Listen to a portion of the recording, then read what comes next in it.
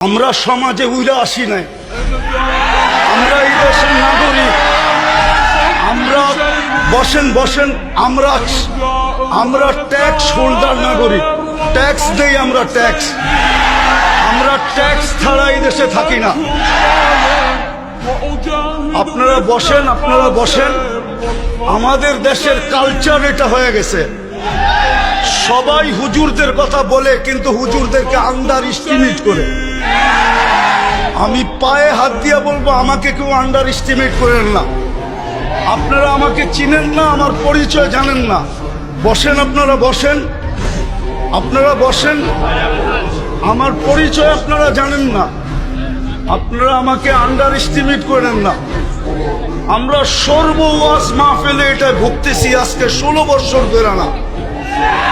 আমরা জন্ম থেকে জ্বলছি, যেটা বাংলাদেশের প্রবাদ বাক্য, আমরা জন্ম থেকে জ্বলছি, জন্ম থেকেই জ্বলা। আর কতদিন? আপনাদের পায়ে হাত দিয়ে বলি বসেন, আওয়াজ করবেন না, কেউ আওয়াজ করবেন না। আমাদের সময়ের দাম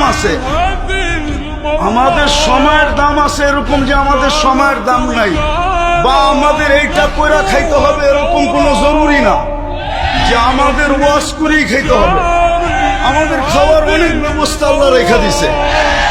যে আল্লাহ আমাকে জন্ম দিছে উনি আমার খাওয়া তৈরি করেন নাই না, খাওয়া ছাড়া আমাকে দুনিয়াতে পাঠায় দিছে যে আমাকে এইভাবে করে খাইতে হবে। আপনাদের পায়ে হাত দিয়া বলি, আওয়াজ করবেন না। বাস আমি যেটা বলছি, সভাপতি সাহেব আমাদেরকে দিক নির্দেশনা ভালোই দেখাইছেন, খারাপ না। কিন্তু আমি আপনাদেরকে বলতেছি, আমার হাতে সময় নেই, আমার আরেকটা প্রোগ্রামে যেতে হবে। আমার এইখানে লেখা আছে 9টা, দেখেন যদি লেখা না থাকে। এখন বাজে কয়টা বলেন তো আপনারা? হ্যাঁ, আপনারা আপনাদের লেখার উপরে আন্তরিক না? আপনারা তো আন্তরিক না। আপনারা আমাকে 9টার সময় দিতে পারেন নাই। আপনারা এখন বাজতে শেষ 35 মিনিট আপনারা আমার লস করছেন। বিদায় আমি আপনাদেরকে সময় দিব কোত্থেকে? আমার তো ছিল 9টার থেকে আমি 10টা দিব আপনাদেরকে, 1 ঘন্টা। আমার মিশনই তো এই যুবকদেরকে নিয়ে খেলা। আমি তো যুবকদেরকে নিয়েই খেলি, যুবকদেরকে তো আমরাই তৈরি করছি। আমি যদিও দেশের স্বাধীনতা দেখি নাই, আমি দেখবো কোত্থেকে? ওই 4 তারিখের রাত্রে তো আমি ইংল্যান্ড থেকে কানাডায় যেতেছিলাম, আমি তো জমিনেই ছিলাম না, 39,000 ফিট উপরে ছিলাম। নামার পরে আমি শুনছি দেশ স্বাধীন হয়ে গেছে। ওই দিন থেকে আমার দিলে জন্ম নিছে। আর আমি জানি আমার দেশের যুবক নিয়ে কোথায় রিচার্জ চলতেছে। আমার দেশের কয়জন বলতে পারবে এটা আমি জানি না, কিন্তু আমি জানি আমার দেশের যুবকদেরকে নিয়ে কোথায় রিচার্জ চলতেছে, কোন কোন দেশে বাংলাদেশের যুবক নিয়ে রিসার্চ চলতেছে। যে একটা দিন ছিল স্বপ্নে ভাবতে পারতো না। স্বপ্নে যদি কেউ কাজ করা ভাবতো যে উনি স্বপ্নে ভাবতেছে ঘুমের ভিতরে যে কাজ করা ফেলবে, তো উঠা দেখছে হ্যান্ডকাপ নিয়ে দাঁড়ায় আছে।